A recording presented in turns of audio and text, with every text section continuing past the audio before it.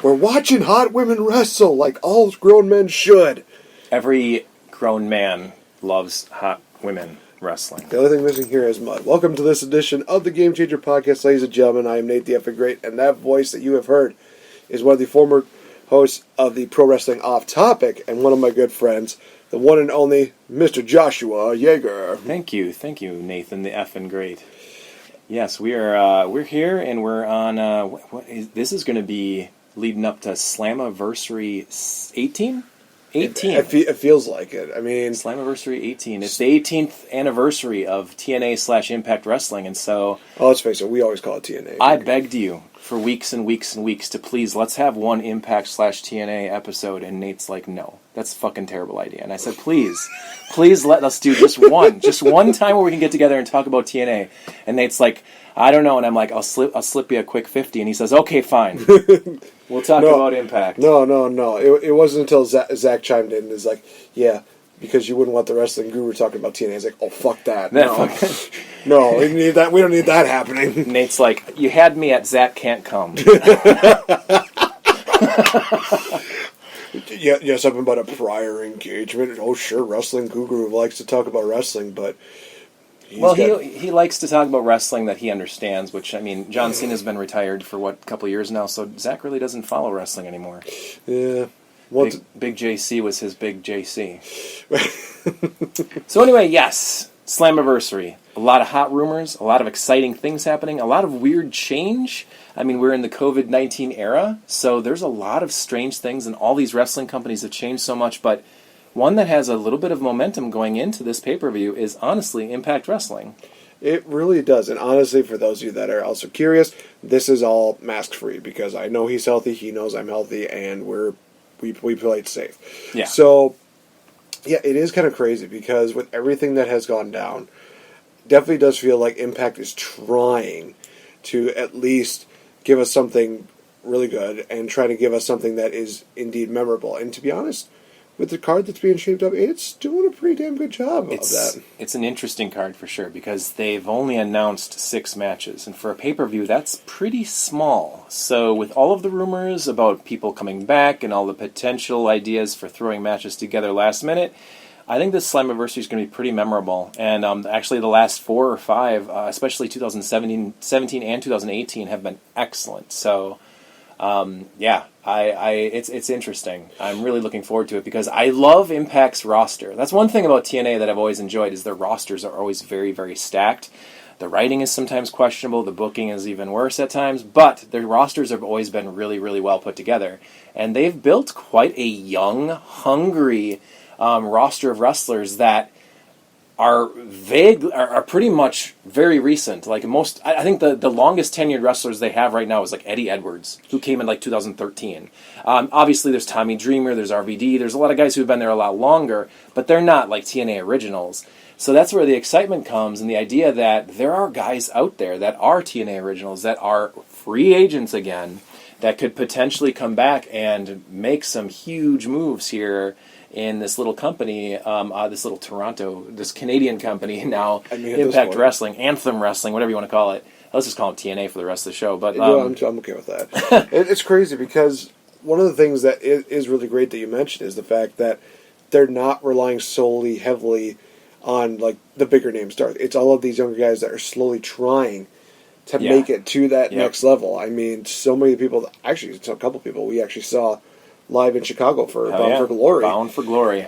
We were there live, and man, was that a fun show. That was an epic show. That just worked out very well. We had probably one disappointing matchup out of that, but we think that this time around, the guy that was involved in it will have a better one. But then again, he's working with one of the best guys in the entire company. But we'll get to that when we get to predictions. Get into predictions, yeah. Oh my gosh! But I mean, TNA has been around for almost 18 years. That's just... Yep. That is crazy to really think. TNA's been around longer than ECW was, longer than WCW was. It's crazy to think that Chikara Pro, Major League Wrestling, Ring of Honor, and TNA all are just about to hit 20 years as companies. Although Chikara Pro, which was notable last week Tuesday, so this is over a week ago now, but they did cease to exist. They have now called it quits. They went bankrupt. The company is gone. And this time probably for good, it sounds like. So... out of those 4 original big companies, Impact's still around, Ring of Honor's still around, and we're nearing 20 years that these little companies that have had network, contracts on network TV, like network chaos is what really got me, because they went from Spike to to Destination America. Yeah, oh, that's right. They went to Destination America. They went to what was it, Vice Pop TV. Pop there TV. We go. And then now went they're to AXS, which I can't even have access to. But excuse me, AXS is actually in more homes than Destination America or Pop TV were. So at least it's got that. It's good, and I have Sling TV. That's the thing about Impact. Is a lot of people are always like, "Well, how do you even watch this show?" So first off, there is AXS TV, which is a pretty. I mean, it's not necessarily on everybody's cable provider, but it's something that I get on Sling TV. $30 a month, easy peasy. Otherwise, Impact Plus. They do show all episodes of Impact on there. I think you have like a 2-day delay or something like that. Oh, nice. And if you don't do that, Twitch, which is free to everyone on Impact's or TNA's channel. Every Tuesday night from 7 to 9 p.m., they show Impact right there live. Yeah, as long as RVD doesn't get them banned for a week. Exactly. And the even cooler thing about that is because obviously Twitch, they don't show the same kind of commercials as what would be on AXS. So during the commercial breaks, Jimmy Jacobs talks about the show so far. What do you think? And then he talks to the people that are in the chat room. Like, he literally talks to you while you're watching it on Twitch. So it's difficult to find. You have to go a few extra steps, but it's there. And it's there for free for anybody that wants to watch it. I personally think it's just as accessible as something like AEW is, or, of course, New Japan Wrestling on, like, NewJapanWorld.com or whatever. But it's there, and it's available for anybody to watch. It's just whether or not you want to take, the extra step to find it, if it's worth it to you. If you don't like Impact or you don't like TNA, then you probably won't want to do this anyway. You're happy with your WWE, you're happy with AEW, then you're fine. Don't worry about it. Nobody's going to hold anything against you if you miss it, but it's there. It is crazy, because I remember watching TNA when it was called, ironically enough, TNA back in 2006, and seeing a lot of the familiar faces, like Team 3D, like Christian, like Rhino. Those are the guys that slowly kind of brought me into the fold, because it's like, hey, you got the familiarity to it. That's great. Then you get more in depth, and you see a lot of people with the tag team division. They had America's Most Wanted, one of the greatest tag teams ever. AMW, the original LAX.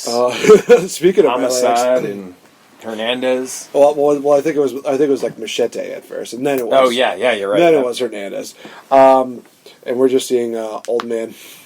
An old man and a young bro just like, oh, what's up? The unlikely tag team of Ken Shamrock and Sami Callihan going for the titles at Slammiversary. It's just crazy. But yeah, just seeing all those the familiar characters, and then you get to see the tag teams. And then it wasn't until I think the Active division was definitely shining. That's where you got young stars like AJ Styles, Christopher Daniels, Kazarian. Yep. I'll throw Amazing Red in there. I don't care. Amazing Red, hell yeah. Low Key, Chris Sabin. List just goes on and on. Alex Shelley.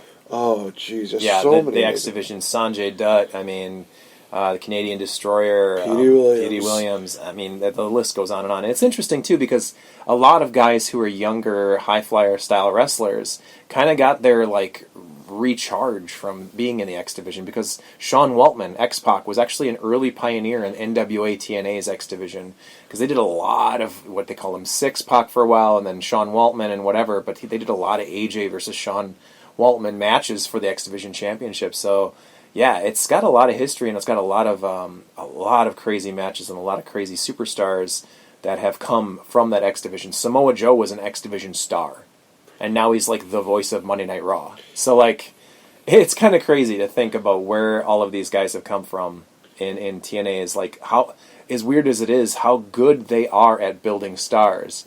Now keeping them, not so great. But they've kept Abyss his entire wrestling career, and he's probably never gonna wrestle again. So well, I definitely do see that, because he's now agent for WWE now. Yep.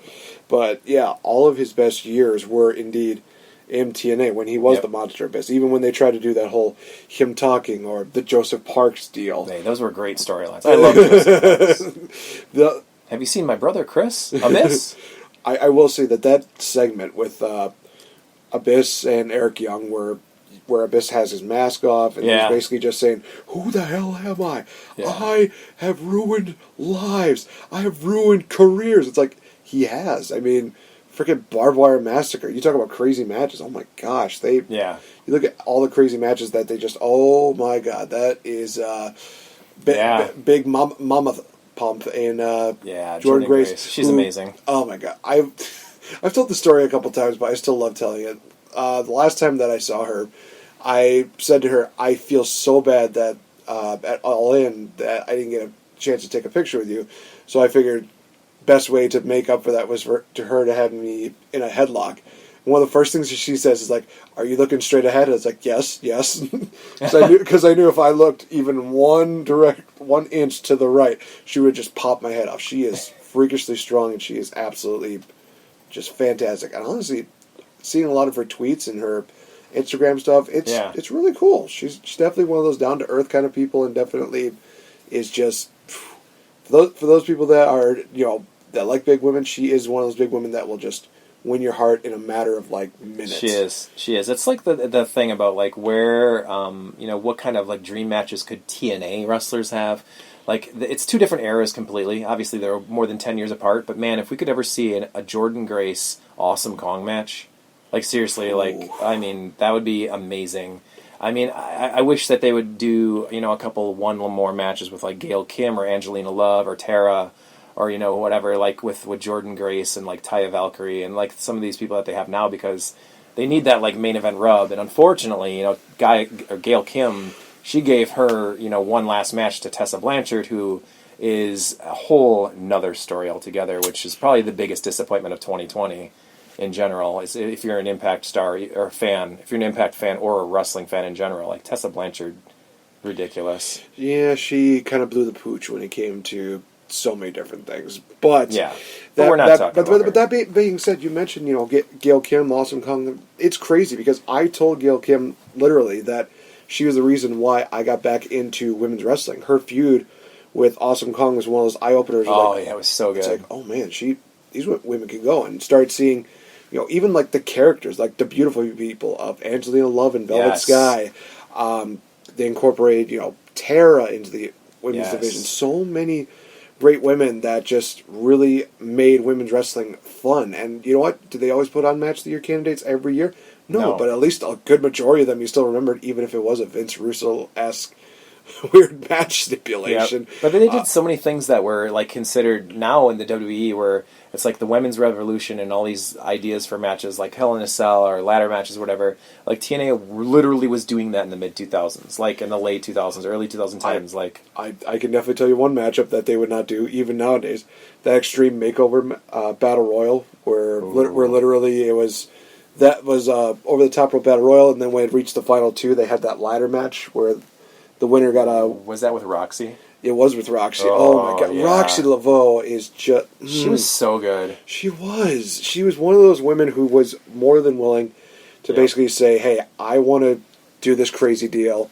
If nobody else wants to do it, hey, put me there." If she will go through thumbtacks, she would. Yes. She was the one that got her head shaved. She was one of those women who just was always out there being a workhorse in that Knockouts division. And, oh, God, I miss Roxy. Yeah, there was not so many great things. TNA did not take care of some of the wrestlers, and Roxy had a lot of injuries and a lot of things that came out. I think there was some bullying issues and a few other things that happened with all that, and they did not take care of her. Dixie Carter was in charge at that point and was a very dishonest owner when it came to certain things. She said she was going to take care of people and help them, and then they wound up just kind of being left in the background, and of course they're not going to come back. They don't trust the company, and I don't blame them. Like, they deserve to be Knockouts champions and have lots of pay-per-view main events and stuff, and she just never did.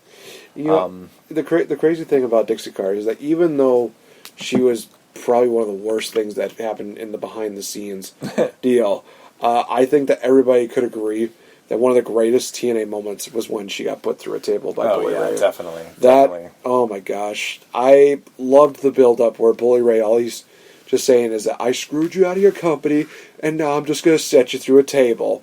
Yep. He's basically just hunting her down, and Bully's just like, no, Bully, fierce.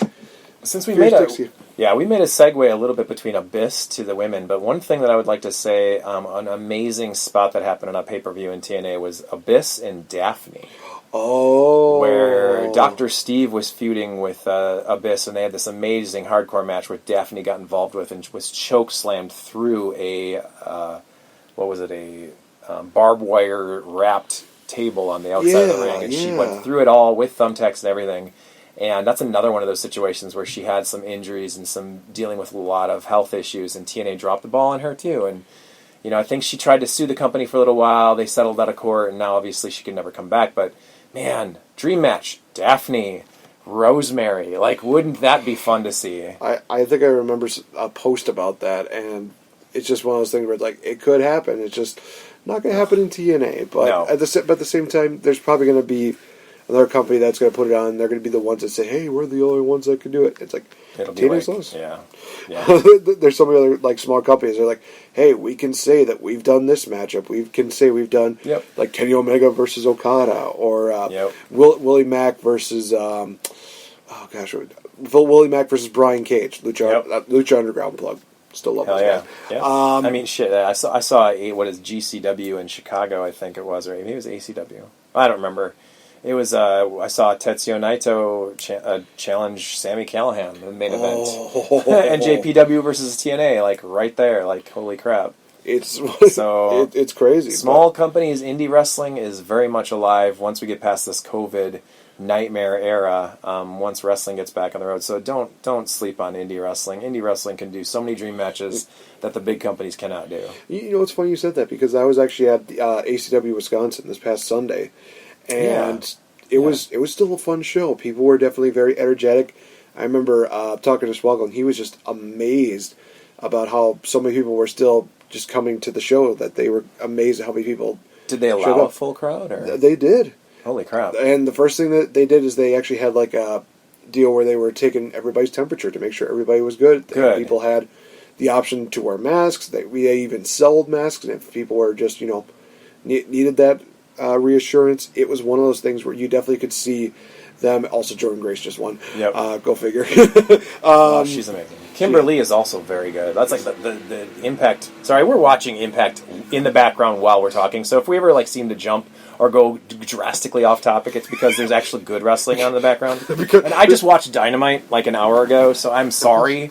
Dynamite tonight sucked. Impact has actually been very, very good from last night. So well, and plus we're revitalizing an old theme, which was Pro Wrestling Off Topic. We might as well just call this Game Changer Presents Pro Wrestling Off Topic. Yeah, if we're off topic a little, it's just because Jordan Grace just beat Kimberly, and I was just about to mention how TNA or Impact has really restocked their women's division, their wrestling show. They could honestly have another secondary show just about the knockouts, because I think they have 14 wrestlers on their roster right now, with 6 of them under contract. I think Taya Valkyrie's under contract, as is Jordan Grace, and a few others. So their women's division is probably 40% of the entire roster. It's pretty damn impressive. It really is, and that just shows how much that. Well, first of all, that TNA has grown since the Dixie Carter era, and we're an hour and 10 minutes into their program on Tuesday night, which aired this last week, which is fine because it's the go-home show before Slammiversary.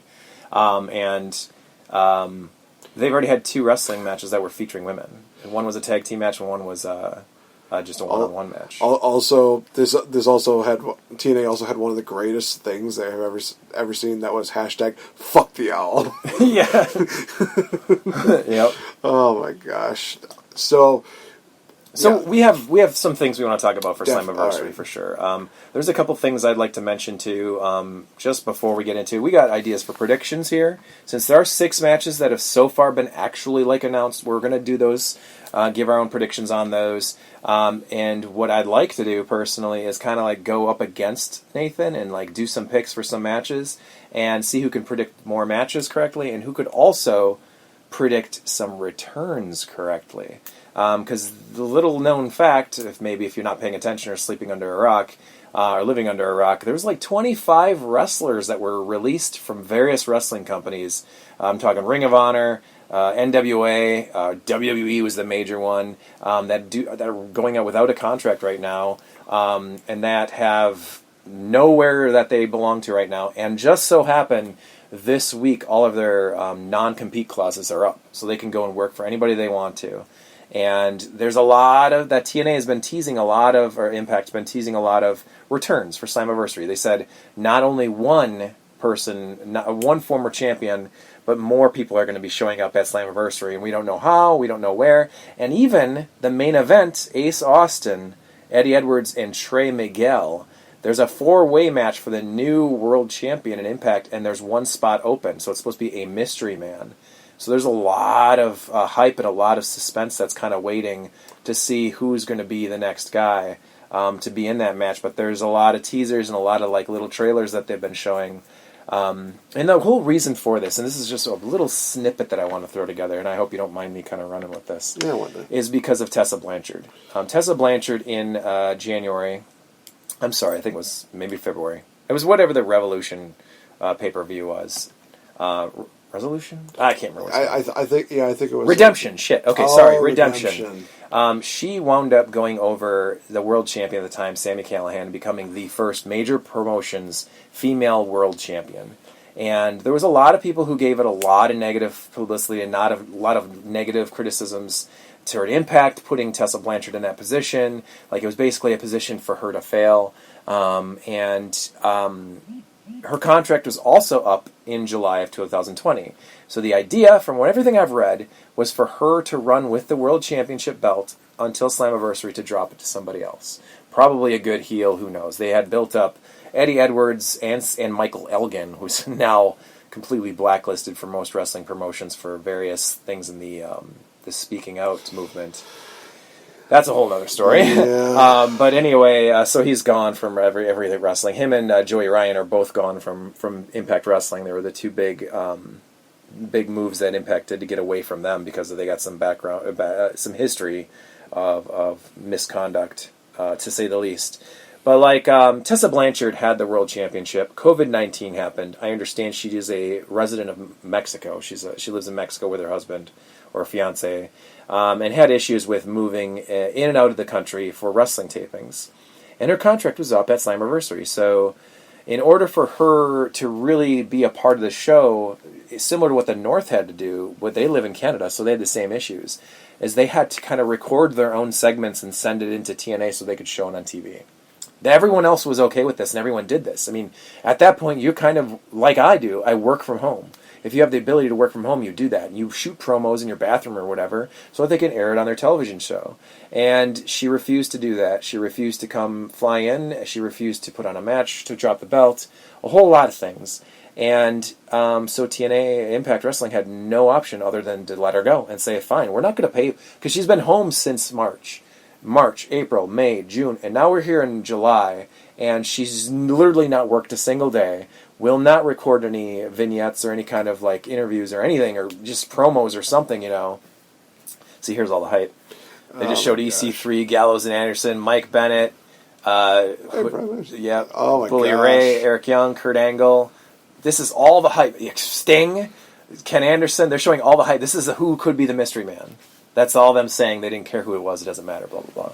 But yeah, they even showed Sting, dude. Like, that's exciting. Oh my gosh. So, that's crazy. It'd be crazy. But out of the four, those four other guys, they could put on a good match with Sting. Oh my gosh. Anyway, she, I think this kills her in her career. It really does not help her in any way. Because if I were the WWE or AEW or even New Japan, if you're looking at Tessa Blanchard, she's a fantastic worker. She's a good personality. She's good on the mic. She's good in the ring. Like, she's a very special talent.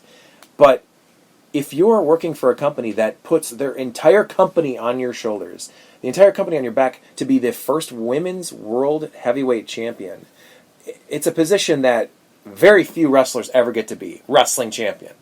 Ever. Like, there's so many wrestlers that I can think of that have deserved to be world champions and never got to be. And she was hand-chosen by the bookers, by the writers, to put in this amazing storyline for her to be the first women's champion ever. And to literally never defend it once, to literally drop the ball and go home and just sit out the rest of her contract so that she could go to one of the bigger companies. Like, if I were one of the bigger companies, I would very cautiously look at Tessa Blanchard and say, like, you know what? It's not worth it. Like, this is not worth a risk. She's got a risky racist background where she's apparently had said all sorts of racial slurs to other wrestlers in Japan, in the U.S. A lot of wrestlers have spoke out against her, saying she is not a good person. She is very young, so that's the one thing about it, is she's like 24 years old or something like that. And when these things supposedly happened, she was only 21 or 22 at the time. So, like, There's a possibility that she has a lot of growing up yet to do. She's a very, who knows, spoiled wrestler. There's I'm not making excuses for her by any means, because there's no excuses for that. But she's young and stupid and could definitely grow up and become a great wrestler, or a great asset to a big company like WWE or EEW or New Japan or wherever, But she really, really stubbed herself in the toe with this one, because not fulfilling your contract and not putting the belt on the line and walking out like a champion would, like everybody that has been a great wrestler outside of like Hulk Hogan. Although I would say Hogan has done the job. He's done plenty of jobs. I know. Speaking of jobs, it's absolute swing aside. Johnny Swinger is Suicide, and he doesn't think anybody knows it's him, which is amazing. Yeah. I'm just imagining him just taking the Suicide character now and just making it into this. He's trying to do it, and Willie Mack's like, "Yeah, you're Suicide." He's like, "All right, Daddy-o," with the fanny pack and everything. It's great. Oh my god! Sorry to derail there, but yeah, Tessa Blanchard, as far as I'm concerned, is probably the biggest disappointment for this company in 2020. Like all the wrestlers having to go home and everybody wrestling in front of no crowds. All these bad things have happened. Tessa Blanchard's by far the biggest upset and the biggest disappointment for me. Yeah, it's totally stupid. Like if I were AEW or WWE, I would not sign her. I would let her go back to Indies. Honestly, I do agree with that. And one of the things that really does kind of make it more disheartening is the fact that, of course, like you mentioned, she's the world champion. She's supposed to be setting the example. She's supposed to be kind of like the role model for everybody else. She's supposed to be the locker room leader, really. And if she's literally being the one that's just saying, like, no, I'm not going to do that. It seemed like they just didn't get any responses from her at all. She just kind of like shut down and didn't respond to anything, didn't return calls. They asked her to do several things, and it sounded like she was supposed to. I mean, at the very least, if you're collecting paychecks, you should be doing whatever you can to, it's just so bad. It looks so bad. It's like Austin Aries, since he did his nip up at, Bound for Glory, he's literally not found work anywhere. I think, what did he show up on NWA at one episode or something like that? Yeah. Power or something like that. He was like a commentator or something. Yeah, he's just a head case, and it's like, man, I don't know. It isn't a good look, and I thought it was a really bad move on her part. But I am ready to get into these predictions. All right, let's do this. Let's go from the negatives and just go straight into talking positives. Yeah, it's another great weekend of wrestling. Unfortunately, I will not be able to see that because I will be standing up for my friend during his wedding this weekend. But at the same time, this definitely does just. It's going to be very special, and Slammiversary on Saturday night. Also, it's for. Oh my god! I honestly looked at this and I thought Madison Rayne was going to interview Little Jimmy or something like that. I thought it would be the mystery man in the fourth. Oh my gosh, that would have been great. just her panning and just looking like, oh my god. Yeah. Honestly, her interviewing herself is better than her interviewing her husband. I'll say that right now. Oh my gosh, yeah. It's one of those things that we were just talking before the show that so many things have changed, but one thing that has not, Josh Matthews still sucks at commentary. He is awful. I don't know what to do with him. It makes JB's victory over his team seem like legit nothing. Yeah, I know.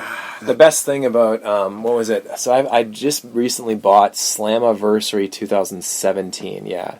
So it's their 15-year anniversary, so I'm looking at my DVDs. And that was the one that, the reason I bought that recently is because as somebody was going through like the top 10 best matches of Slammiversary on YouTube, and one of those matches was Scott Steiner and Josh Matthews versus Joseph Parks and Jeremy Borash. That's right. And the whole reason they did that match, the whole reason they had really good commentary at that show is because Josh Matthews was in a match, so he couldn't do commentary. So they actually had a former ESPN analyst who knew his shit. He was really good, and he knew all the wrestlers' names and everything. And Don West came back for that pay-per-view just awesome. 3 years ago, and it was great. The commentary was really cool. And at the time, they were doing D'Angelo De Niro coming in for a couple matches, who was the old Elijah Burke. Yeah, that's right. He was good on commentary, too. It was so much better and so much fresher without stupid Josh Matthews. on commentary. I don't know what I would do with him, because I do understand he is a big part of the show. He loves to work on production. He's a big backstage influence. He's got a lot of friends in the industry. He's a former WWE guy, so, whatever. But maybe if they keep him backstage. if they could just, record Impact and Explosion every week and just have him do Explosion, that'd be nice. I just can't stand him on commentary. He is the worst part of this show altogether. He's just absolutely terrible. But I guess at least he comes to work. Yeah, no, and he takes it seriously. That is true. That is true. But all right, let's get into some of these predictions, and more than likely we'll be bringing up some more great TNA memories going to this. Also, there's a 4-way cat fight that's about to happen. I just don't know when. Yeah, I really actually like this. That's Kiera Hogan and Tasha Steelz. New team. They're like a team up of friends or whatever. And then there's it's like Havoc, Jessica Havoc and Nevaeh. And like I said, they're stacked. They're totally stacked. Those four women are just kind of blending in with each other, and Madison Rain's just sticking out like a sore thumb. This is actually hilarious when she says, "Tune in next week," for whatever. Right here, the camera's on the floor, and she's like, "Tune in next week." just waiting for that. Yeah, that one foot to just go back and just accidentally curb stomp her head. That was pretty good. I like Madison Rain. Madison Rain's very funny. She really is. It's just I wish that she would have picked somebody better for her husband. I'm throwing a shade. Hey-o. Yeah, anyway, let's get into predictions. What are we going to be starting with, Mr. Yeager? Well, I've got the women's gauntlet for gold. All right, let's get the. Get your little prediction. There's a whole bucket full of women. Oh my gosh! In this match, I think it's 14 or something like that, or something. Yeah, something crazy like that. But basically, what this gauntlet for the gold is, it's going to be basically like a Royal Rumble-ish style of matchup. 2 people start in the ring, and then after a certain period of time, another person will enter until all the women have entered in the matchup. Yep. Eliminations occur when they get thrown over the top rope and both feet hit the floor.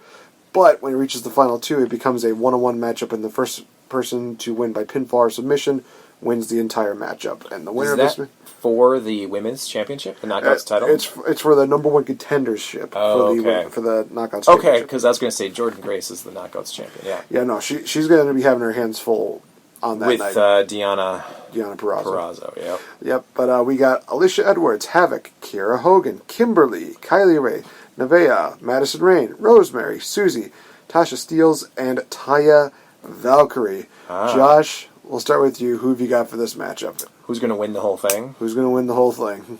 Man. The whole kit and caboodle, and going to get all the bread and butter. Damn. Is Kiera Hogan in it? She is. You know what? She would be my dark horse to win it, because honestly, of all the wrestlers that are in this match right now, she's like the longest tenured TNA/Impact wrestler. And I know that doesn't necessarily mean anything, because it just means she's loyal to the company and will probably do anything for them. Mm-hmm. But outside of Rosemary, I think she's been there the longest. And I would say Kiera Hogan. I like her a lot. I think she's an awesome wrestler.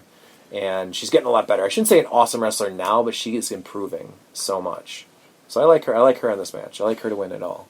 So a lot of people who know me on the show definitely know that I'm a huge Rosemary mark. You're a freak. You literally told me to shut up when Rosemary's entrance happened tonight. I was talking, and you were like, "Shut up!" And I was like, "What are you?" Sorry. And you're like, "I like how this show's already got my attention. It's already better than AEW." I was like, "Okay, sorry, man." Everybody's got their kinks. I do remember that. And but for those of you that don't know, our good friend Mr. J has a lot of them, and he is not afraid to vocalize them in our group chat. But yeah, shockingly enough, I am not going with Rosemary for this one. I just don't think that they have that much faith in Rosemary anymore like they did before. She's hurt a lot, yeah. That might be the other thing, is the fact that she's hurt a lot. And yeah. What the fuck is this? No. Oh my god. Okay. 4 kids. So I'm gonna go with a wild dark horse of my own, and I'm gonna pick Susie for this one. Oh, that's a great pick. I like that. The weird thing about it is that when they showcased her in that, I think it was like an 8-woman tag team matchup, she definitely was showing a lot of the Su Yung character coming back. So that's kind of where it's like, this could be the sign of her slowly getting into that. So yeah. First time I saw this skit, I thought that was Heath Slater for a second. It did almost look like So they're doing this thing on Impact, which is hilarious, with Hernandez in the back, just arm wrestling people. And they've been doing this... Gore! Yeah. Gore! Yep. They've been doing a really good thing with Hernandez just arm wrestling people for money, and he's just got this wad of cash. And right now he's arm wrestling Rhino. and they wind up having a hilarious backlot brawl. To be continued. And it's amazing. I don't want to spoil the whole thing for you, but you should definitely check out Hernandez and Rhino's arm wrestling match, because they keep cutting away to it the next couple weeks. It's really funny. Chocolate Thunder. Yeah, okay. Willie Mack. Oh Mack is my great. gosh, Willie Mack is the freaking man. He is great. So yeah, so you got Kira Hogan, and I got the schoolgirl stereotype, and that being Susie. Which, in all honesty, I just saw that. That's a great pick. Yeah, I like that a lot. I actually really love the fact that she kind of has this deal where she has some moves that work, and then there's others where she does like little delicate slaps, and it's just like. Yeah, no, I agree. And I love how she it's very similar to the Joseph Parks Abyss storyline, because there are two people that are inside of her that are just trying to fight over who's going to be like coming out. And every once in a while in matches, when she becomes this dominant just destroyer, she crushes people, and she does all of Su Young's moves, other than the mandible claw, which she hasn't pulled out yet. But she'll do like finishing holds of Su Young's, and then like start to like really freak out and start twitching and stuff, and then come out of it again and be like all sweet and like, what happened? That's bad. I'm good. That's bad. I loved that part. It's just one of those things where it's like she's like the PC of wrestling, just basically being like, we only do good stuff. And swing aside. This is great. Swing aside. And it's so funny because he's this 50-year-old dude who still can go. He's actually like in great shape, but it's so funny. He's trying to be Suicide, and it's just hilarious. Oh my gosh. I'm one of those people that is still a huge fan of Suicide, even though people would be like, "Oh, I like Suicide. I've always liked Suicide." Yeah, but that's promoting a horrible thing. It's not promoting anything. Is he trying to kill himself? No, he's suicidal. Is the idea? Yeah, exactly. He's like he's willing to take it all, risk it all. Hey, so was Sabu for a long time. Yep. We don't see anybody complain about him. Although we don't really see him too much, but that's neither here nor there. Yep. Although he did have a brief stint in TNA, which ended abruptly, and he was even like. Well, I thought I had a couple more deals going on. Yeah, he's had a few. Sabu's been in and out of this company for the last 15 years. I mean, he's there like on year one, I think, for a little bit, and then great. Anyway, let's go into this matchup. Let's go into the X Division title matchup. Willie Mack. This is going to spoil the fact that this matchup here because we literally have an X Division title match with Willie Mack versus. Swinger side. Swinger side, yeah. Spoiler, Willie Mack beats Johnny Swinger. Yes. Look at he's trying to do that. He's just like, okay. Oh my gosh. It's so good. But it's going to be Willie Mack versus Chris Bay with Johnny Swinger at ringside. Yep. So for this one, I love Willie Mack. Willie Mack is one of those guys who just he just does a great job just bringing back the Stunner, making it a devastating finisher. Yep. But also, he's super athletic for a guy his size. He's amazing, yeah. The freaking dude could do a moonsault. It's amazing. Yep.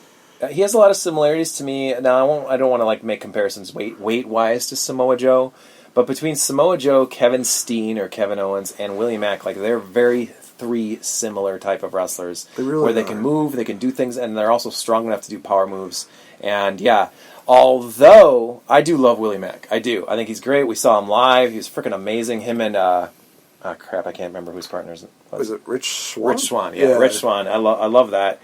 I do think there's going to be a Rich Swann Willie Mack feud at some point coming up soon, because Rich Swann was his partner and got hurt, and Willie Mack kind of went on his own and became a X Division champ without. Yeah, he was going to do that. The reason he didn't do the swinging neck breaker because that's a Johnny Swinger move and not a Suicide move. So he's like, well, I'll go to the top and do a moonsault, I guess.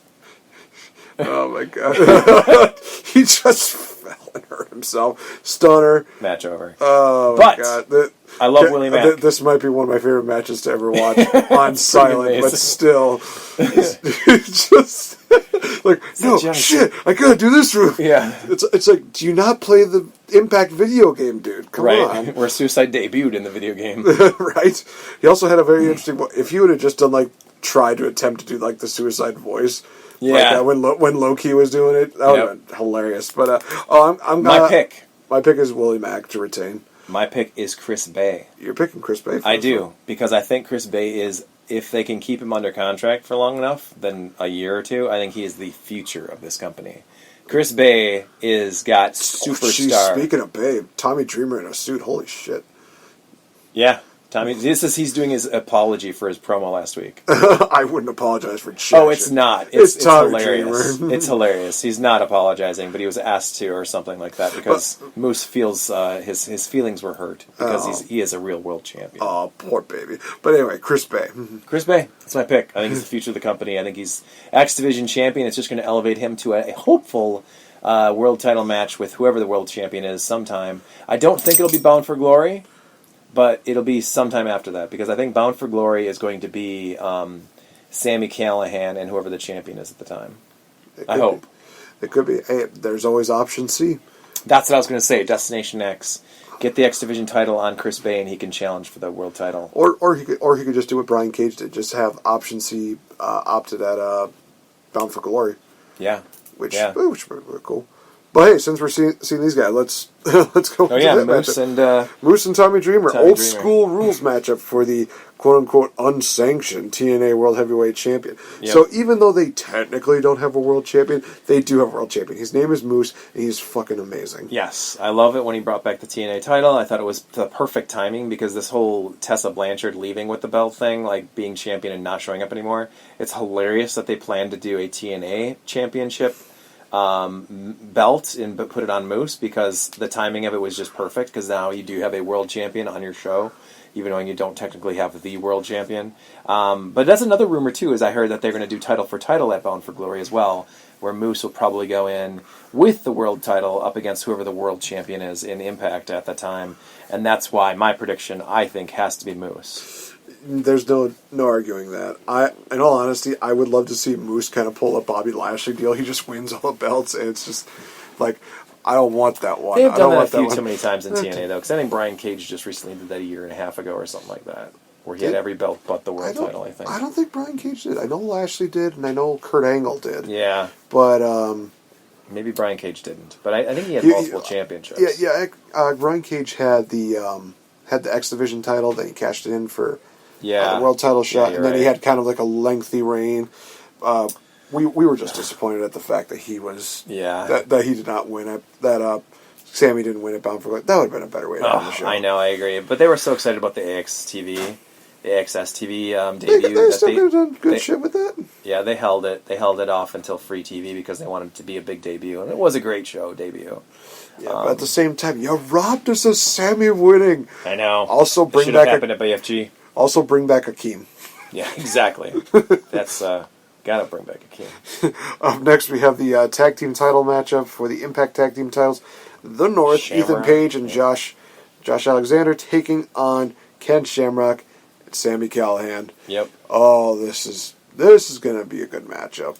I think it'll be really entertaining for sure. Sami Callihan and Ethan Page. Ethan Page is probably my favorite wrestler right now in Impact. If you don't follow his vlog, oh my god, it's so good. It's so funny. It's so well done. It's really well edited. He does it all on his own, and he's just tons of backstage segments and stuff that he just records with himself with the guys in the back and in car rides and going to indie shows and stuff. It's like the best thing on TV. Sammy Guevara's is funny too. But Ethan Page's is by far the best. Well, Sammy's obviously going to be taking time off to do some sensitivity training. But at the same time, I'm a little more lean with him because all he said was words. And words can just be can be just that. It's just literal words. Maybe he shouldn't have said the things that he said. Yep. But at the same time, this was like years ago. He obviously has learned better from it. He has apologized for it publicly. Yep. He's also doing, like we said, the sensitivity training. Yep. I'm still a fan of Sammy Guevara. I think even more now that he has, manned up and said, "Hey, I know what I did. I'm going to make up for it by doing this to obviously, show that I am sorry." Which, hey, that's really good. Yep. In all honesty, Sammy Guevara is indeed a cool dude. Also, he got ran over 40 times this year. With the golf carts. God, that's so good. Which, by the way, another reason why I bought Slammiversary 2017 is because they do that exact same segment with that's right. Scott Steiner and Josh Matthews chasing Jeremy Borash, which they wound up in a pool just like the AEW's match. Where they had, so we're basically saying that AEW ripped off TNA a little bit. AEW, I love AEW, but I have yet to see an original idea of theirs. At all. Anything. They don't do anything unique. They don't do anything that I haven't seen other companies do. But they made a TNT championship that was made a They real sure diamond. do. No, they did not. Yeah, they made a TNT championships that they put on YouTube. Said the TNA championships. Congratulations, AEW. Fair Not enough. even your. Yeah. Anyway, I love AEW. I'm not going to rip on it too much, but it's a little bit of NJPW. It's a little bit of WB. It's a little bit of Impact Wrestling. It's a little bit of Ring of Honor. That's it. That's what their show is. And also a little bit of Matt Hardy. Ugh, yeah. Because Ethan Page, what a gem. He is spectacular. He is spectacular. Cody Rhodes has made it many times over again very vocal that he wants Ethan Page in AEW, and he also wants Chris Bay. That's why I think those guys are the future of Impact. Like, Impact needs to make them the focal point of their shows, and they also need to give them lots and lots of money to keep them on board, because Ethan Page is amazing on the mic, and Chris Bay is amazing in the ring.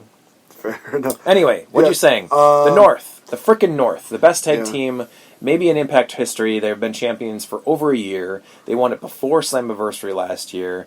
They beat LAX. Now, think of that. They beat LAX, the Pride and the Powerful, who have been in AEW for nearly a year now. It's one of those things where in AEW I refuse to call them anything other than LAX. I can't call them anything else. It's super weird to say that, yeah. But the guys that are in the inner circle, what's their names? Jake Hager. No, but the LAX. I mean. Santana and Ortiz. Santana and Ortiz, yes. Santana and Ortiz, the guys that you love watching on AEW, were the last Impact/TNA tag team champions.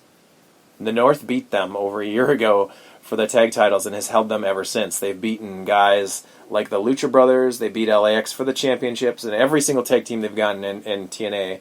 That's the Reno Scum, the Deaners, the Rascals. Like, that's everybody they've got multiple times over and over again.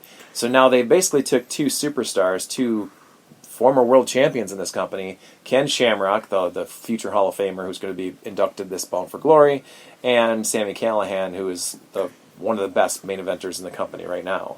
And honestly, he's taken Roman Reigns' his best deal and made it somehow so much better. Yeah, I think it's the barcode on the back. That's what probably makes it like so much better.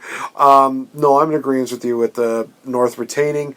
I will make a little bit of a bold prediction on this though, that after that matchup is when we're going to see the return of Aces and Eights. Oh, snap. D'Lo Brown's just going to come out and say that the club is back. Out comes Gallows and Anderson. They come down and they state their claim on there. Oh, that would just be a beautiful thing, and that would be a great way. So you're saying the North retain and immediately afterward are challenged by a returning tag team? Yes, I am. Oh my gosh, it's almost like we'll be doing predictions on who's going to return or not. I know. Oh, it's one of those things where it's like, do I wait for that? Nope. We're just so you know, booking this shit. Just so you know, if that happens, you only get 1 point, buddy. I know, but still, it's a beautiful. It's going to be beautiful, and I hope that happens too. It'd be pretty simple to do it, and I think everybody wants to happen. I would love to see Gallows and Anderson versus the North. That'd be freaking awesome. Just put them in a best of 5 series. How about that? The only thing that I would think would be better is Beer Money versus the North. And the only thing that would be better than that would be the Motor City Machine Guns versus the North. The only thing that would be better than that is America's Most Wanted versus the North. Yeah, these are all things that should just happen. Right? I mean, come on, guys. Can we make it happen? Who's the only one that's literally under contract right now? Bobby Roode? They can do so many dream matches right now. Come on, guys. Yeah, pretty much. Next up, we have the Impact Knockouts Championship. Well, the TNA Knockouts Championship. Yep. I need to definitely change that up a bit. Yep. Jordan Grace defending against Diana Perazzo. I have a feeling this has a chance to be the match of the night. I think the main event will be the best match of the show, but this match, Willie Mack and Chris Bay actually would probably be amazing, but this one has a chance to be incredibly good because you have two very good female technical wrestlers. Jordan Grace can put a great match together with anybody. And Diana Perazzo, from what I've heard and what I've seen from her history at NXT and in the Indies, and now her early career so far at Impact, this should be a great match. I genuinely hope Jordan Grace goes over, but it seems like they are pushing the virtuoso Diana Perazzo to be the next big thing. So she's going to be like this generation's Brock Lesnar. You know what? I'm okay with that. Holy crap, was that Wade Barrett? That was Wade Barrett. Oh my god. I Am Vengeance Retaliation on demand now with Wade Barrett. Oh my god, that's awesome. What the hell's going on here? I'm trying to think. I should know who that dude is. He's an actor. He's a pretty famous guy. Yeah. Oh, wasn't that the Stu Bennett? Vinnie Jones. Oh god, he was in the first Condemned movie. That's right. Yeah. Okay, that's cool. You're right. My prediction here, and I'm not happy about this, is Diana Perazzo. You're taking Diana Perazzo? Yeah. I think that we're still going to see the graceful reign continue. That being Jordan Grace. I hope you're right. But I do see where you're coming from. It is kind of one of those things where we're going into this thinking that we know, but at the same time they could change it up, and it wouldn't be the worst thing. Yeah. But I think that they could probably definitely build up Purrazzo just a little bit more before putting the belt on Agreed. her. Yeah. But at the same time, it wouldn't really surprise me if big name. Although the thing is, she's not really a big WWE name. She's one of those names that pops up in WWE every now and then she pops it up in the indie scenes, and then it's like, hey, she's in Impact Wrestling. She's well known. Yay! Yep. So she would be a good person to actually put over. There's going to have to be some title changes at this show, though. Yeah. And it's not going to be the tag titles. And it's not going to be the TNA World Championship. Which is a shock, I know. I think it'll be the X Division and then the Women's Championship. And I don't want the Women's Championship to change, but I think something's got to happen. You can't just have a pay-per-view with no title changes. I mean, there could be a change in Josh's chest hair because, geez Louise, he looks like a freaking bear. You're talking about Josh Alexander? Sure. Oh. No, Josh Matthews does not have a single chest hair to his name. I'm sure Madison Reed could probably attest to that. But we get into the main event. That talking about the four matchup for the other TNA title. Hey, we have a call in here. Hey, this is Nathan and Joshua. We're doing the Game Changer podcast. Who is this? Who do we got on the phone? This is Herschel Lipschitz calling in. Oh, Herschel. Hey, man, we were just about to do predictions for the Impact Wrestling main event, but we were curious. Do you have any predictions on who do you think is going to be returning to the wrestling ring? Who's going to be returning to TNA? Well, I've heard Mike the Moose the Mangler would be coming back. He was big in the days of the carnivals. You know, I've heard good things about Mike Moose as well, but doesn't he go by the a different moniker these days? I'm not too aware, but I love your show. I love that Nate guy. Sometimes I want to tattoo his face on my hands for when I shower.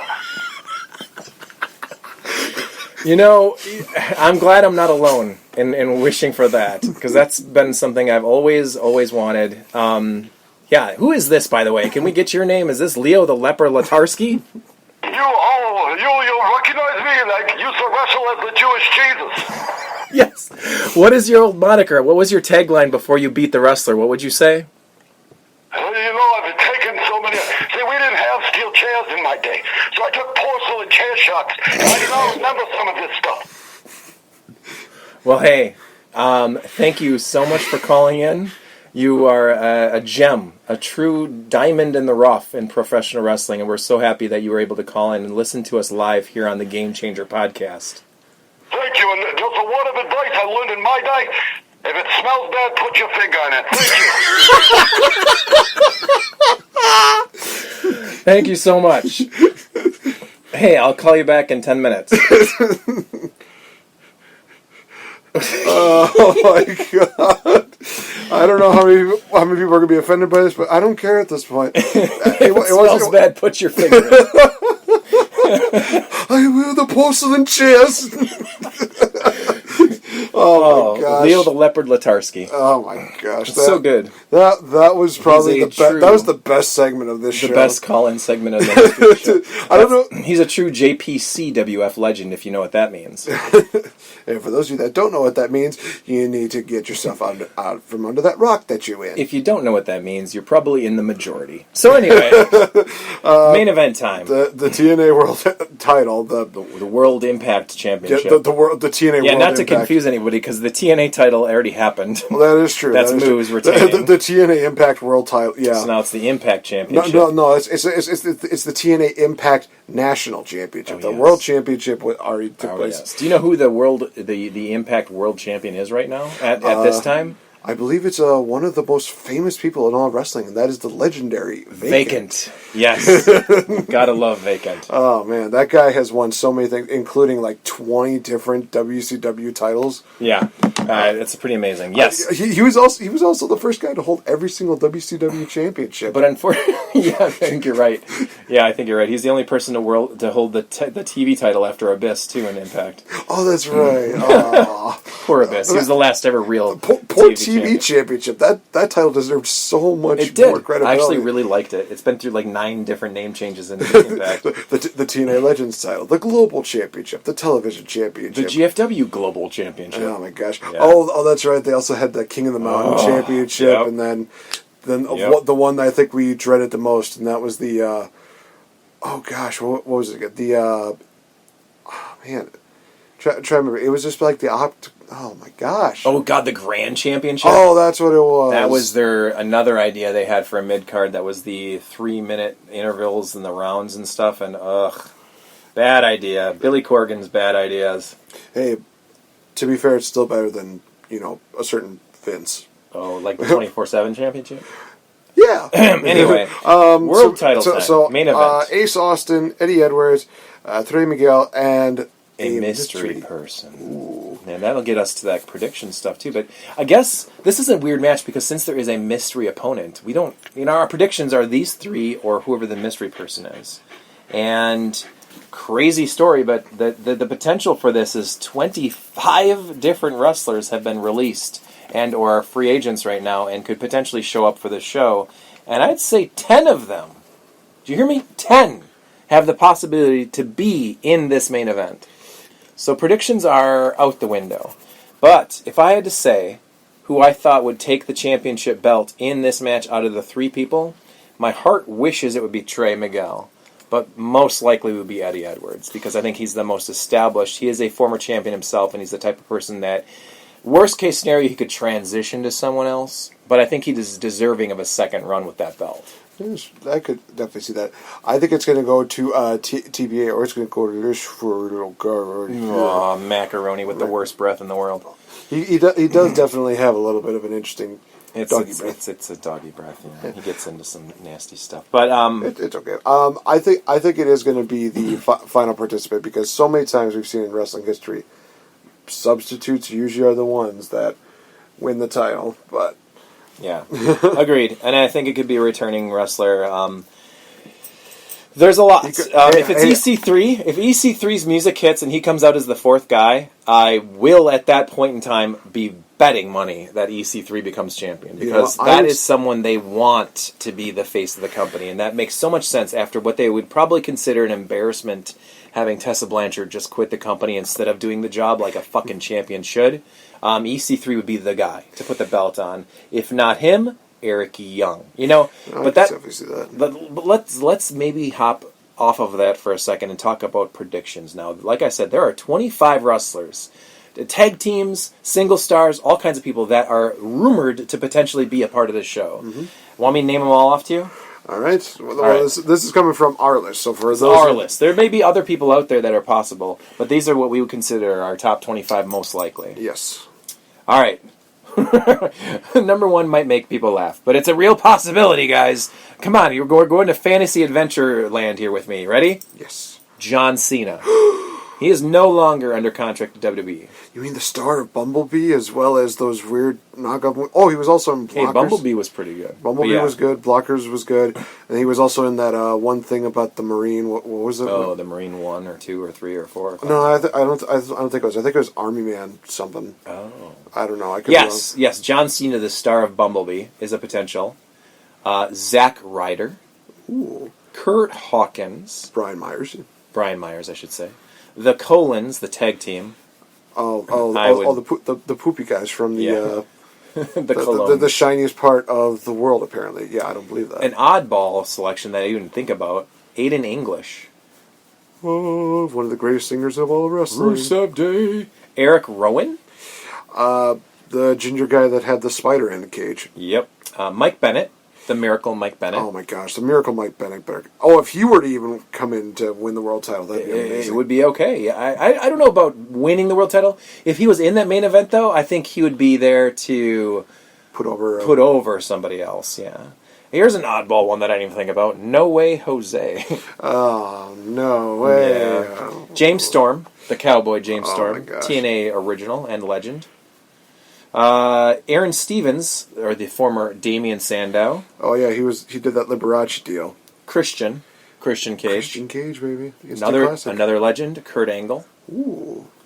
Eric Young, TNA original. Gallows and Anderson, as you mentioned earlier.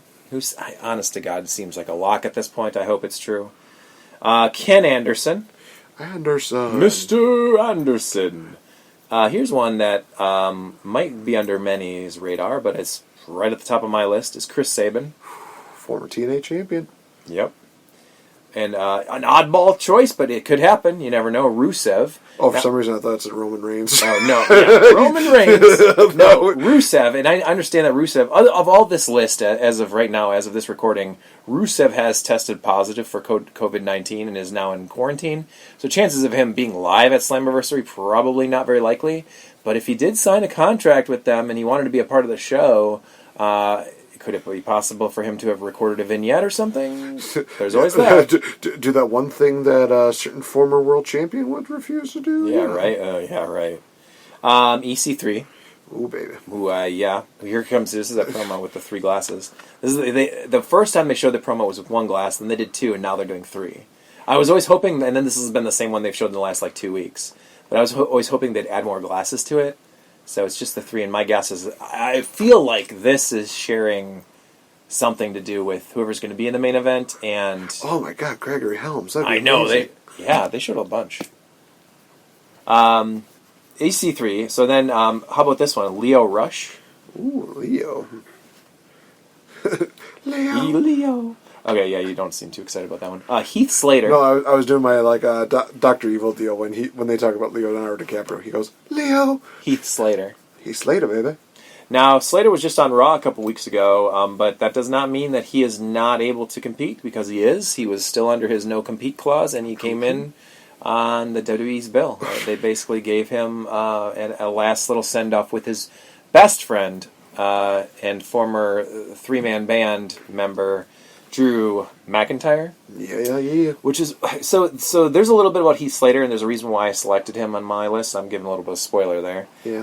And then we'll round it out with Bully Ray, is released from Ring of Honor's contract. Oof. Nick Aldis, who I know is he's actually the NWA champion, and he is under contract to NWA, but there's a very good chance that NWA has released all of their wrestlers. Apparently, the rumor is that happened about a week or 2 ago, but kind of went under everybody's radar because NWA has probably ceased to exist, which is sad. I really don't hope it does, but if anything, I hope it's a temporary thing. But it sounds like it really does. It really was a thing, because Brian Pillman Jr., who was under contract to NWA, just literally showed up on AEW the last 2 weeks. True, yeah. And it makes me think that something's up.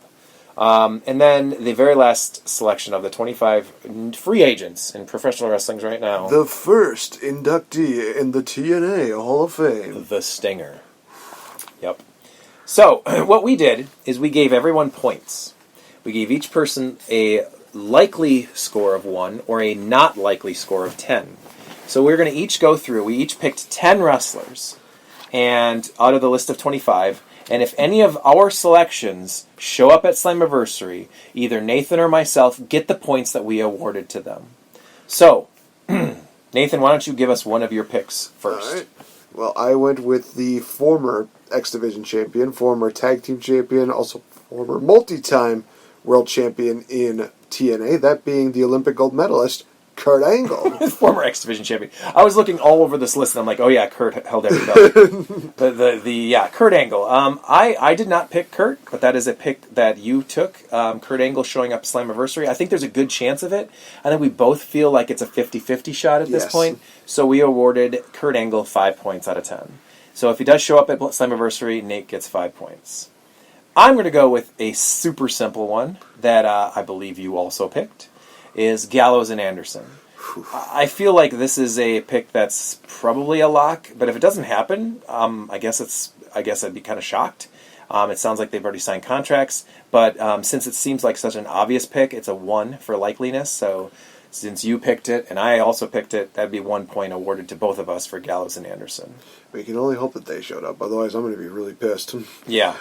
Next one, I'm going to choose another former tag team champion, multi-time tag team champion. Probably been a part of like 3 different tag team pairings over his TNA career. But also a former TNA heavyweight champion, that being the Cowboy, James Storm. James Storm, good selection. And I think he was under contract to NWA, so I guess this will be a true test to see if their contracts were really relinquished or not. I also picked James Storm. He's on my list as well. And since we both thought it was kind of likely that they'd show up, that he would show up, it was a 2-pointer. So that'd be 2 points if he does show up for you guys.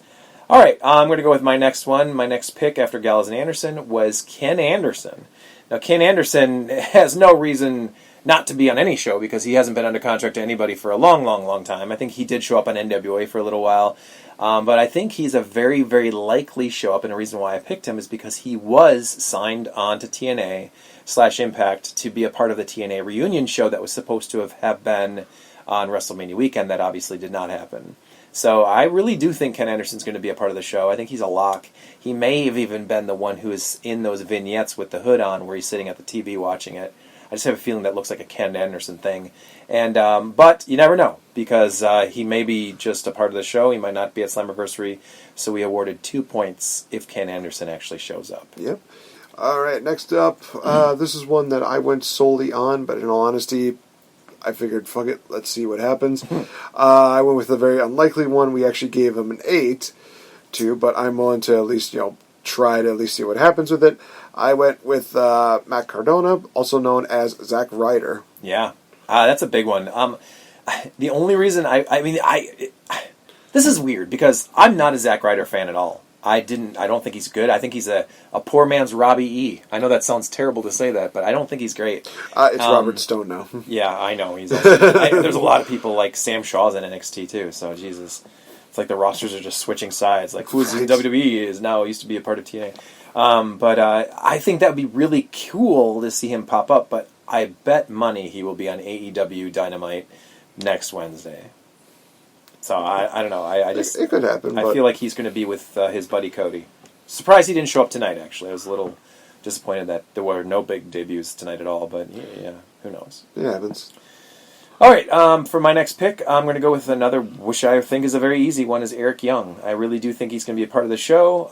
Like Nate had mentioned, Zack Ryder's an 8-pointer. Eric Young is a 1-pointer. Just because I really feel like this is the best fit for him to go career-wise. If he wrestles a couple years at Impact, he can kind of go out on top because TNA/Impact has always treated him well. They've always treated him like a king. They put him in the main event when he needed to be. Perfect build, 10-year wrestling career, world champion. I feel like this is a good spot for him. It makes way more sense than anywhere else. Definitely do agree with that. Eric Young is one of those guys who just has such a memorable career. Yep. Whether he was with, Team Canada. Right? Or his paranoia gimmick, or even the very brief lived World Elite. I liked World Elite, though. I thought World Elite was cool. They screwed the pooch on that They one, did. though. They did. They had too many factions at that time, and they were making them really huge. And basically, it was like, what's the storyline here? Well, basically, any minority that's not American. Basically. So if you're American, you just hate America. If you're anti-American, then it's like the anti-Americans all over again. Yeah, I know. It's sad, but so for the next one that I will go for a pick, I think that we need to hope that Slammiversary has a bit of a miracle of sorts. That, of course, being the former X Division champion and former Mr. Canellis, that being, yeah. But now going to be the Mr. Bennett, and hopefully his lovely wife will be joining. Yep. Well, Maria Bennett. And of course, Mike Bennett. Yeah, I agree. I think there's 2 places he could wind up. It's either Impact or Ring of Honor, and he did have a really good relationship, I guess, with his last run at Impact. It just kind of came to an end because TNA/Impact was just bleeding money and getting rid of everyone that cost anything more than like basically spare change. So Mike Bennett had a good offer from WWE. He went there, and obviously it didn't pan out because they did nothing with him. Which doesn't make any sense because the guy's a fucking worker. He rocked on 205 Live. He rocked on Main Event. Like he's a good wrestler. He's a great worker. and I'm kind of shocked they did nothing with him. But yeah, Hell, they even showed like his battle with his addiction. Yeah, where they could have at least done like a triumphant story where maybe he becomes Intercontinental Champion, something. or US champion. He's a great mid card. He anything. But yeah, I agree. I also picked Mike Benton. Mike Benton. I also picked Mike Bennett. I think he's going to be a part of Impact's. He's either going to be at Slammiversary for a short time thing, or he's going to be a part of the show for a while. I think Don Callis is a guy that you can trust with your career. I think he'd put him in a good spot to be a future main eventer. So yeah, and I hope he's in it too because I think he's a good fit. I think it makes the most sense for him to come back and be on national TV. It does. It really does. So. Okay, mine next pick, another easy one, at least I think, as far as likeliness. He's another one-pointer. I believe he is also on your list, and that's Chris Sabin. Sabin. I don't only think Chris Sabin's going to be a part of the show, being on Slammiversary, but I think he's actually going to be in the main event as well. I think he'll be the guy. Just because my prediction was Eddie Edwards for the main event, and I think Chris Sabin's the kind of guy who's an enhancement wrestler and is there to make Ace Austin and Trey look great by being an X Division guy, and Eddie is also an X Division guy, at least a former X Division guy, tag team specialist, so they can all work and bump like crazy and make each other look good. I would love to see EC3 at the main event. My only problem with that is I think EC3 being in the main event means EC3 wins. If Chris Sabin's in the main event, that still means it's anyone's match. So that's where I think he ends up. Well, you kind of spoiled my next deal, but I also think it's been kind of obvious about this. Next one is former TNA World Champion, former Grand Champion, and also having one of the funniest firings you'll ever see in all of wrestling, that being Ethan Carter III, EC3. Yep. I think, you know what, in all honesty, I hope that he's in the four-way, and I hope he does win. He's definitely one of those guys I could see them building that world title picture around, especially with everything that happened with Tessa Blanchard. And in all honesty, he could put on really great matches with a lot of people like Eddie Edwards, like Trey McGill, like Ace Austin, just building up a lot of those guys again. And he could be a workhorse like Kurt Angle was for a lot of the guys, where he was put on instant classics with Abyss, with AJ Styles, hell, even Rhino for And also, I will say this: if he's coming back, he had better be bringing back the Barbershop Quartet for his entrance. I agree. That was really cool. I thought that was very funny. It was so nice he did it twice. Right? I remember that. The Barbershop Quartet night that they did the first time EC3 debuted that on Impact was actually the very first night that Ring of Honor debuted on Destination America. And I watched both shows back to back. Ring of Honor had a 1-hour show and Impact had a 2-hour show.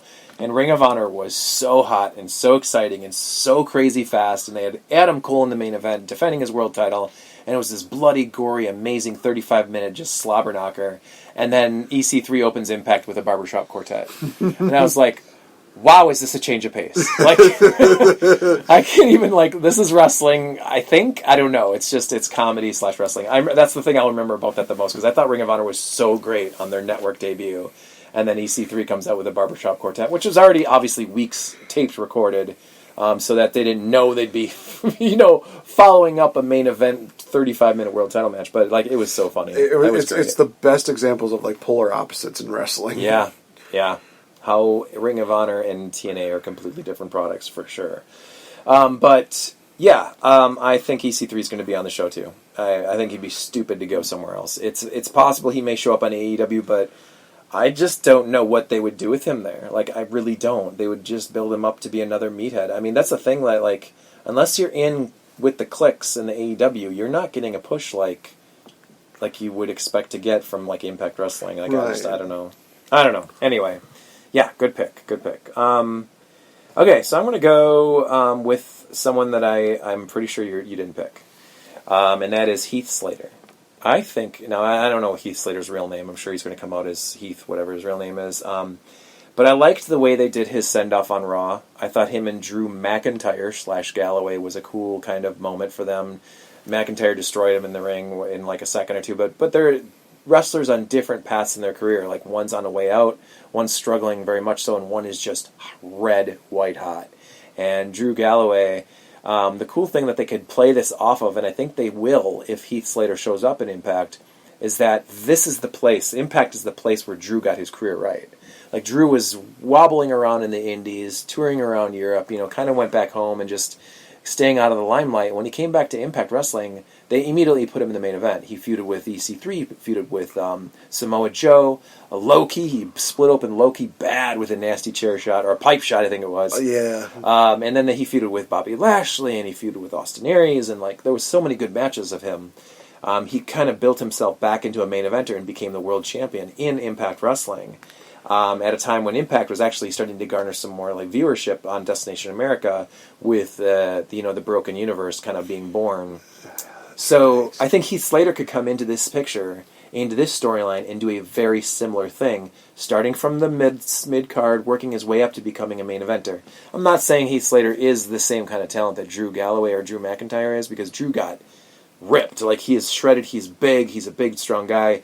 Heath Slater, I'm not sure, has that same physical body type, but they could do a feel-good story where he's coming to the place where Drew got right.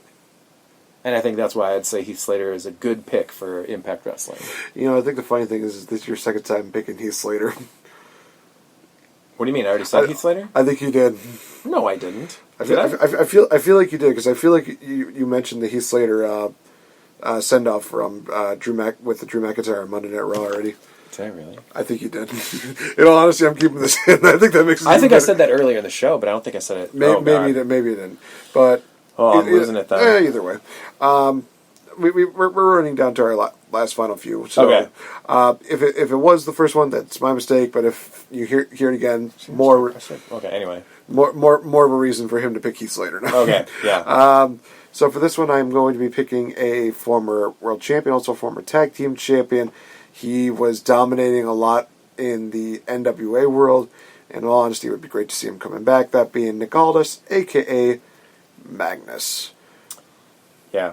I doubt it. I know. We gave it a 9, and by the way, Heath Slater was a 3, just because it'd be kind of cool to see him show up, and not the most likely, but kind of likely. Nick Aldis, I think, is very, very unlikely. Not a 10, spoiler alert, John Cena was a 10, but I just don't see it happening. I don't think him and TNA split on good terms, and I don't see any reason to bring him back in. I'm not a big Nick Aldis fan, so I would not want to see him in anyway. I was a big fan of Magnus. The only thing that sucked was when they turned him heel and he became a Dixie Carter. Paper champion, yeah. Oh, the best part of Magnus that I ever saw in Impact Wrestling, and I actually was a fan of him, was when they had him and Samoa Joe together as a tag team. That was great. I liked the two of them together because they were an oddball team that tried to do one-upsmanship to beat each other, and I thought that was awesome. Oh my gosh! And even their tag team finish was pretty basic, but it was still pretty effective. The snapmare into the elbow drop. Okay, so then for me, it's a recently released Ring of Honor guy. We're giving 7 points to, and that's Bully Ray. Tag team champion, tag team amazing legend as part of the Dudley Boys / Team 3D, and he's already currently a TNA Hall of Famer. But with all of the all of the Aces and Eights teasers lately, I think that if you did, what you're saying, D'Lo, Gallows and Anderson, Bully Ray, if Gallows and Anderson came out and teased a match to feud with the North right after the North or retain or whatever, they could almost do something in that same moment with Bully Ray and Sami Callihan being in the ring. Because I do want to see that match. I want to see Bully Ray and Sami Callihan have at least one match against each other in a hardcore, blood and guts great match. I think it'd be awesome. 20 tables are broken, Yeah, one of those. The extreme stuff, the stuff that we love in wrestling. Yeah, we gave it 7 points just because he's kind of been there, done that. But the one thing that I hate about Bully Ray, and I fucking hate, I really, really hated what he said when he was talking about not wanting to stay in TNA. It's because when he was on his rise up during his main event scene, when he was a single star, he got to wrestle he got to feud with Hulk Hogan for his daughter, and he got to wrestle guys like Sting and Kurt Angle and the who's who wrestling, RVD, Jeff Hardy, all these, Ken Anderson. Yeah. And then he was like, "What's the point of going back there now?" And I'm looking at it you are a veteran, you are a Hall of Famer, you've already had your best days behind you. What is the reason to come back? It's to put over the young guys, you fucking selfish prick. I hate that. I hate when old guys or vets think, oh, who am I going to feud with? It's you would be perfect to feud with Drew McIntyre, or whoever it was that were, on their way up, EC3, Lashley, Like, I hate that. I would love to see more Bully Ray versus EC3. Kurt did it. Kurt put over EC3. Sting did it. Sting's last TNA match was putting over EC3. Who, ironically enough, is both of our final picks for this one. Yeah, we both picked Sting. I have no idea what they would do with Sting, but it would be cool as hell to see him show up. No idea. I mean, honestly, just hearing that just iconic music. Yes, if the place went black and just boom, yeah. Oh, I would geek out big time. And then he just tries to pull off like the Joker stain. That just I didn't mind it, but yeah, it's pretty goofy. But I think that gets us through our list. This is our 10. 7 of our 10 picks were the same: Gallows and Anderson, Ken Anderson, Sabin, EC3, Mike Bennett, James Storm, and Sting. We both picked. You picked Zack Ryder, Kurt Angle, and Nick Aldis, whereas I alone picked Eric Young, Heath Slater, and Bully Ray. You may have picked Heath Slater twice, but whatever. Who cares? I don't think I did. Maybe I'm going crazy. Anyway. I think I mentioned Heath Slater earlier in the night because I liked the Raw thing. You probably did. But that's probably where I got it confused from. If I did say it twice, then I need to go see a doctor. Because my brain's not working. I will be looking forward to the comments where some people might be saying, like, Nate's wrong, he only said it once. And that one person just to be a troll saying, no, Josh said it like 3 times. I'm like, okay, now you're the one that needs your head examined. Regardless of how it goes, and regardless of my sanity and my brain power, because I'm not saying I'm a smart guy or have a good memory, because I don't. I think Slammiversary is going to be a lot of fun. I think it's going to be a great show, and I think we'll be talking about it for quite a while. If there's as many returns as we're predicting there to be, like 10, I don't think it's going to be 10. I think it'll be realistically between 3 to 5. But I mean, if it is, holy shit, are we in for some great wrestling action? And like you said, there's only like 6 matches on here. They could just throw like a random match on there. We could get Crimson versus James Storm, the rematch in Slammiversary history. Oh, God. No, thank you. Crimson's another guy. He's under contract to NWA right now. I think him and... They were on, what's that, Impact, or the Explosion, that other show, that there's a tag team, that Crimson's in a tag team on NWA or Ring of Honor or something like that. Oh, okay. They've been on non-televised Impact Wrestling stuff over the last couple months, so you never know. I think it'd do James Storm and Crimson. Who knows? Yeah, like I said, it lasts like 2 seconds. Really, it's just last call, super kick, 1, 2, 3. It's like wow, more things change, the more they stay the same. James Storm just beats Crimson again. But yeah, I think it'll be a good show, and I'm excited, and I'm hoping our predictions are somewhere on the scale. Somewhere at least at a really good possibility of hopefully have something good. But yeah, no, I do agree with that. It's always good to stay positive when it comes to professional wrestling, and yes, I know you won. Yeah, I'm literally trying to get his dog by me. He's just like, no, that just means you want me more. Yeah, come on, Matt. Come on. But yeah, it looks like it's going to be a great show. And honestly, even watching this one full episode of Impact Wrestling was still pretty good. And we also even got a flashback matchup where it was Tara and Angelina Love versus the Beautiful People in that winner-take-all matchup. Yeah, what a weird match. Yeah. It would have made more sense if they were promoting like Lockdown or something like that. But at the same time, seems like a very random match. Well, speak of random match, I will say that I did love a lot of the matches that they did have, or they at least tried to create into their own, like Lethal Lockdown, the Terror Dome. If you remember that? I do remember the Terror Dome. That was great. The last time they ever did that, it was on January 4th of 2010. Oh, because Homicide couldn't get up the damn...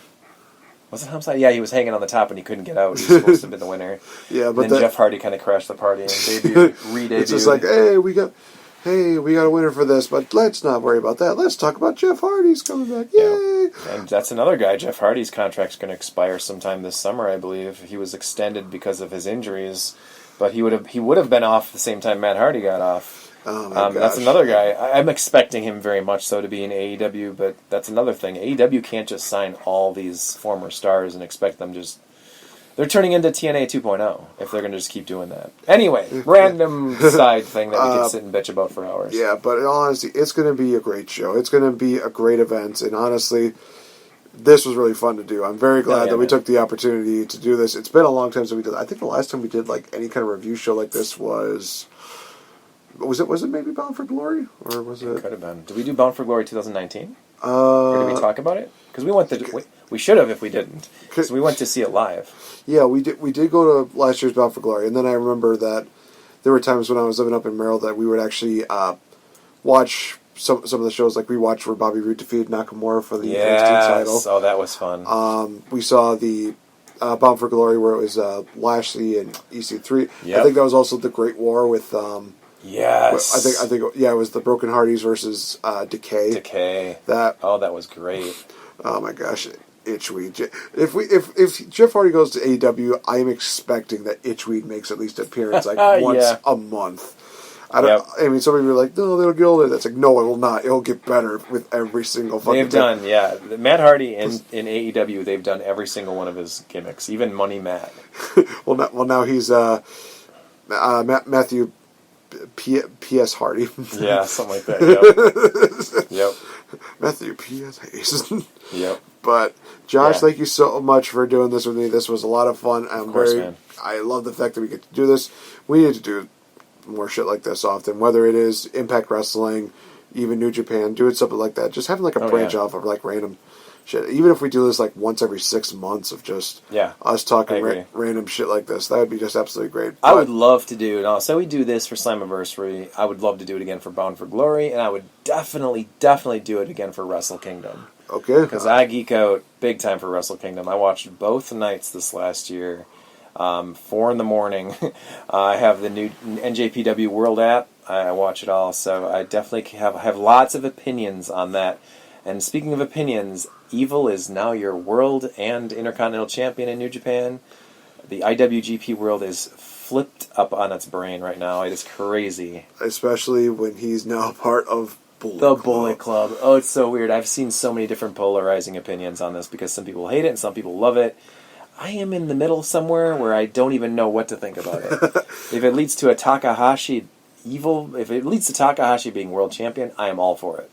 But I do not know what they're going to do with this. It's so weird. Well, that's the beautiful thing about wrestling, is that it'll still keep you guessing even if you think you know exactly what's going to happen. Yeah. So, Mr. Joshua, is there any way that people can reach you on social media if they were to pick your brain or just enjoy some of the wonderful things that you do in life? Well, if they want to talk to me or continue the conversation either about wrestling or video games or gaming in general or sports entertainment, if you have, you will, you can always reach me at _Joshua Turbo. Don't forget the underscore, as it is the most important underscore in all of the internet. In all of social media, in all honesty. It's pretty important, yeah. It's up there. It really is. And definitely check me out on Twitter at RealFNGame. Also, I'm a part of Wrestle Addict Radio. This is kind of just one of those Game Changer extras, which will be heavily promoted by Wrestle Addict Radio. But definitely check out those guys. You can check out myself and Mr. Fretz from the Game Changer podcast. You can check out Young Lions Perspective, as well as Kings of the Rings and the Delight Show with Mance. So much great stuff going on. Definitely check out the merchandise on teesprings.com/Wrestle Addict Radio, where you can definitely check out a lot of Game Changer merchandise. And guys, there's just going to be a lot more crazy stuff going on. I can definitely tell you one thing, that there may be a surprise interview happening in the near future, but I don't want to give too much away because sadly it's not quite confirmed yet. But once it's confirmed, it'll be posted up, and it's going to be quite the surprise. So, boy.